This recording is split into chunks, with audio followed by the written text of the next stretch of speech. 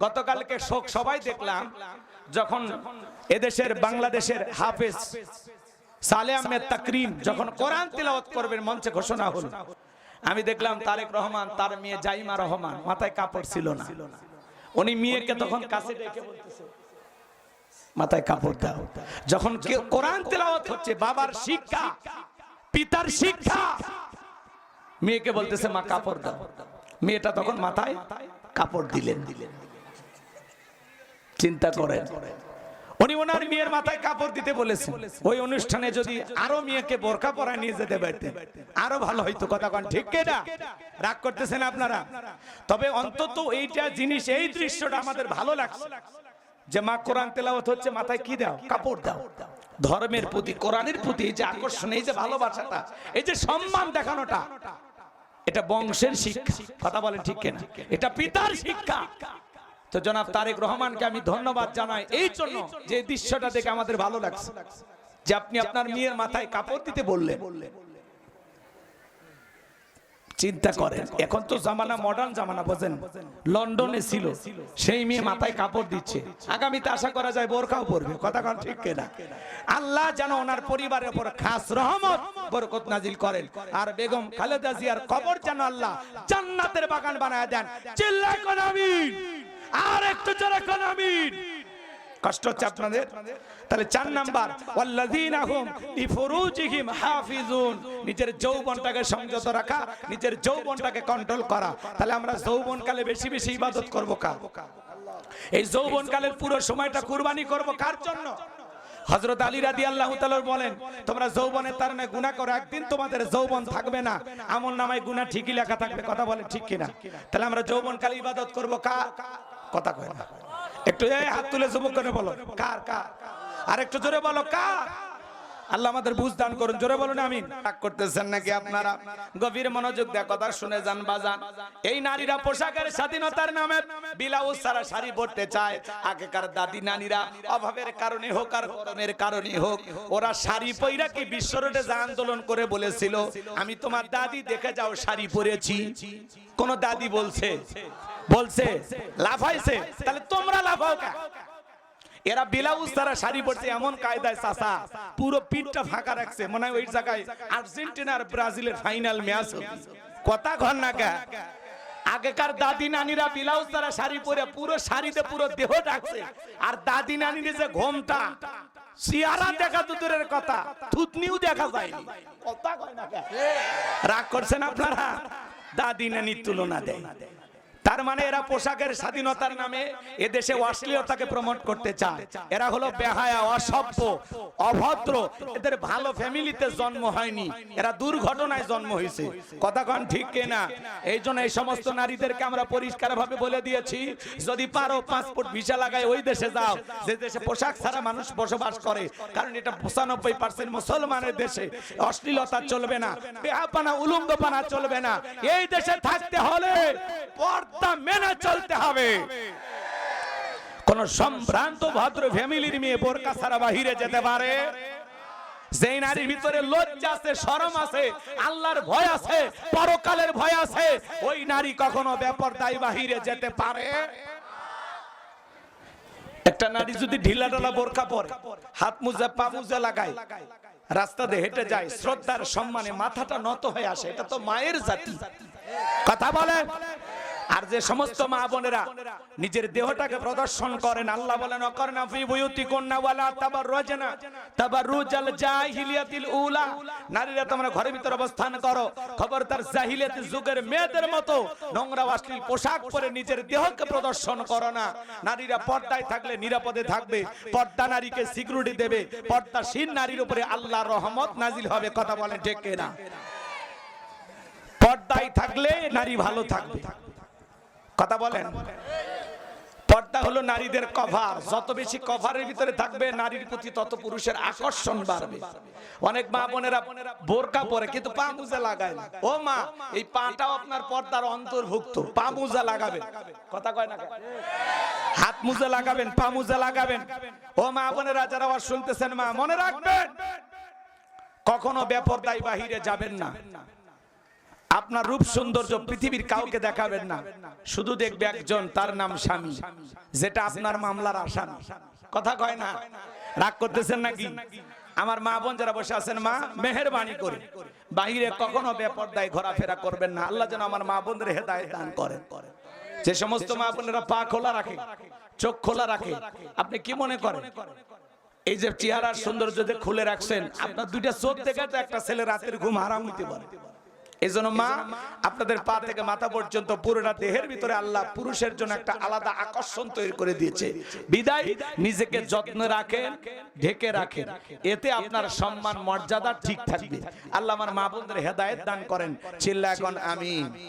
আর যে সমস্ত মা বোনেরা ঢিলা ঢালা পোশাক পরে না, খোলামেলা পোশাক পরে বোরকা সারা রং ঢং করে সাজে, আসলে ওদের ভিতরে লজ্জা নাই। যে নারী নিজেকে বেপরদায় ঘোরাফেরা করে, ওই নারীর ভিতরে কোনো লজ্জাই নাই, শরমই নাই। এটা একটা বেহায়া, বেহায়া। কথা কয় না কে?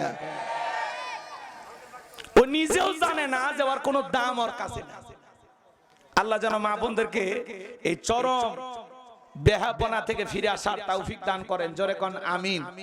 তাহলে ভাইয়েরা আমার, নামাজের ভিতরে আমাদের মন খালি ছটফট করে। কথা কান, এক চাচামি এত তাড়াহুড়া করে ওযু করছে, এক ঠ্যাং না ধুয়ে মসজিদে ঢুকছে, টাইসালা মসজিদ পিছলে খায়, চাচা একদিক লঙ্গি একদিক, তাও কয় আল্লাহু আকবার।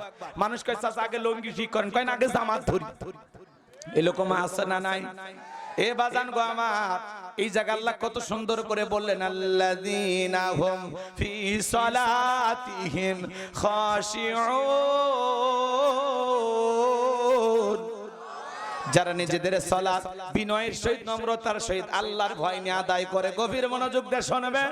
একটা রাষ্ট্রপতি প্রধানমন্ত্রীর সামনে যদি আপনি যান, কি করবেন? দাড়ি চুলকাবেন, মোবাইল টিপবেন, কি করবেন? কথা কয় না।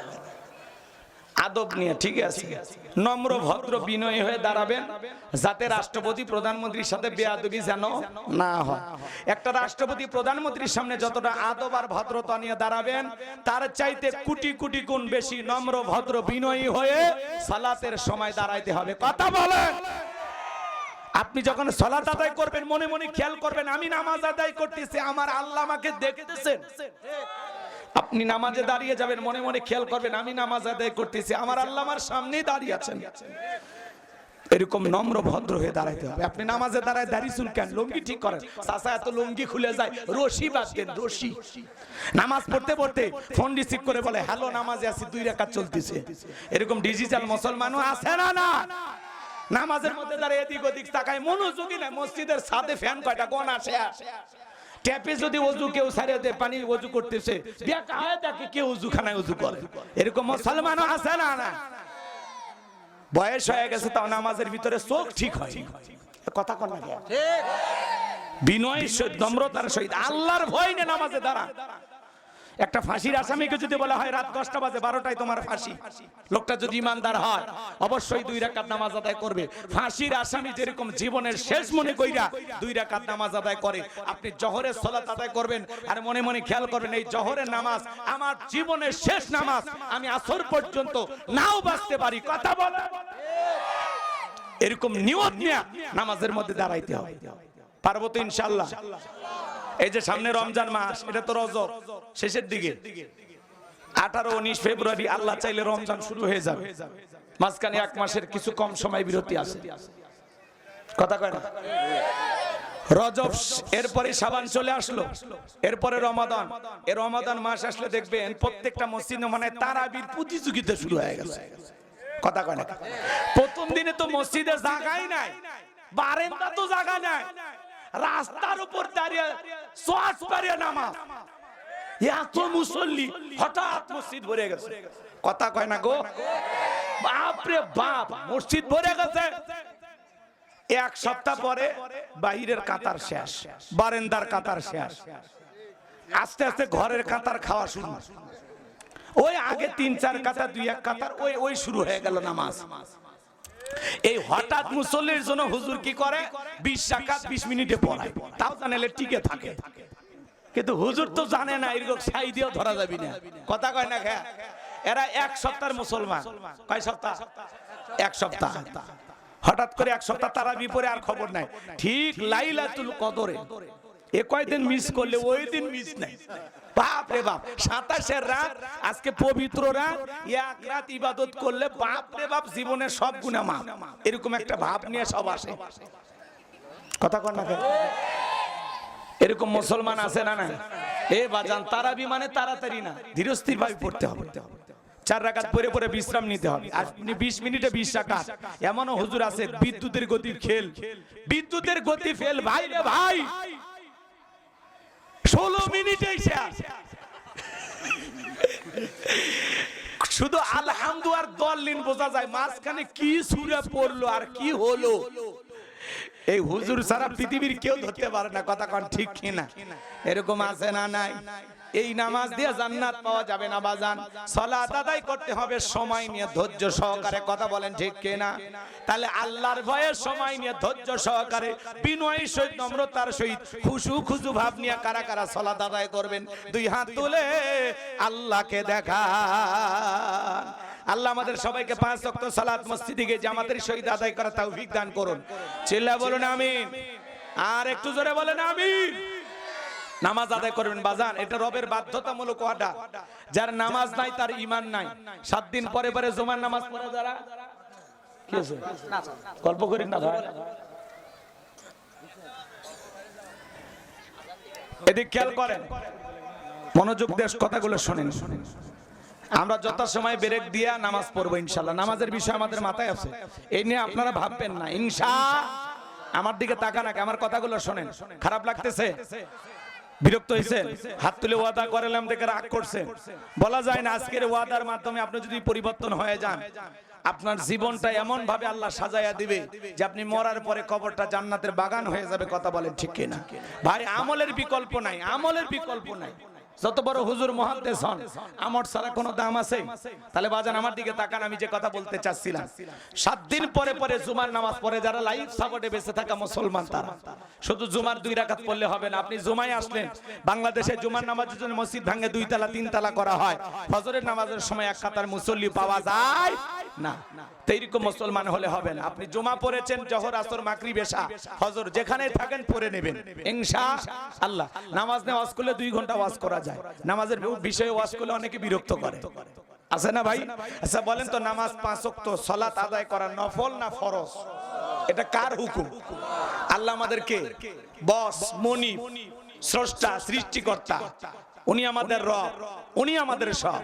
তাহলে রব যদি আমাদের, এদিক খেয়াল করেন, আল্লাহ, আর আমরা যদি আল্লাহর গোলাম হয়ে থাকি, গোলামের কথাই মালিক চলে না মালিকের কথাই গোলাম চলে? তাহলে মালিক অর্ডার দিয়েছে 5 ওয়াক্ত নামাজ পড়তে, আল্লাহর নিয়ামত খায়, আল্লাহর গোলামি করার দরকার আছে না নাই? তাহলে বাজান 5 ওয়াক্ত সালাত ঠিকঠাক ভাবে আদায় করবেন তো ইনশাআল্লাহ?